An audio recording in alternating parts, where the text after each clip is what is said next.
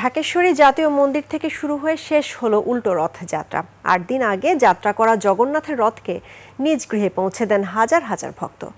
এ সময় শঙ্খধ্বনি আর কীর্তনের সুরে মুখর হয়ে ওঠে পুরোটা পথ। কামরুজ্জামানের ক্যামেরায় এই আবেগমাখা মুহূর্তের খবর জানাচ্ছেন মাহতাব মিনহাজ। রথে উঠেছেন জগন্নাথ, বলরাম ও সুভদ্রা। চারপাশে হাজারো ভক্তের মুখে একটাই সুর, জয় জগন্নাথ। ঢাকেশ্বরী মন্দির প্রাঙ্গণ যেন রূপ নিয়েছে বিশাল মিলন মেলায়।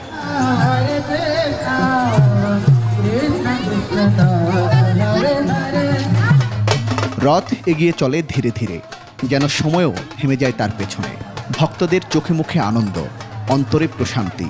প্রতিটি পা ফেলায় যেন এক একটি পুণ্য অর্জনের স্পর্শ।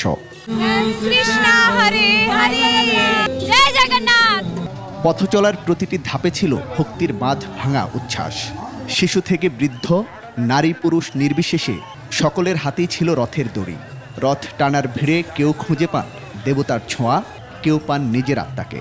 শত জনমের পাপ এই রথের দড়ি বা জগন্নাথ বলদেব সুভদ্রা মহারানীকে দর্শনের মাধ্যমে এই জড়জগৎ থেকে উদ্ধার হওয়া যায়। খুবই আনন্দের সাথে রথ টেনে নিয়ে আমরা তার বাসস্থানে পৌঁছে দিচ্ছি। রথযাত্রা শুধু সনাতন ধর্মাবলম্বীদের জন্য না, সমস্ত জীবের জন্য।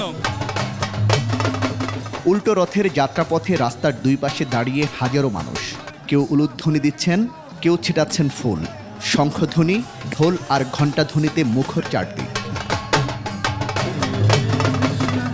খারাপ লাগবে, মানে একটা বছরের জন্য চলে যাচ্ছে, আবার এক বছর পর আসবে। খুব কষ্টও লাগছে, খুবই আনন্দও লাগছে। এটার মুখে বলার প্রকাশ আর নাই। প্রতি বছর যেন এইভাবে আমরা রথযাত্রা উদযাপন করতে পারি। ভালোবাসা আর আনন্দের মাঝে শেষ হলো রথের এই বছরের যাত্রা। আবার অপেক্ষা এক বছরের। নতুন আশায়, নতুন পূজায় ফিরে আসবেন দেবতা। আবার জড়ো হবে হাজারো হৃদয়। মাহতাব মিনহাজ, ২১ টেলিভিশন, ঢাকা।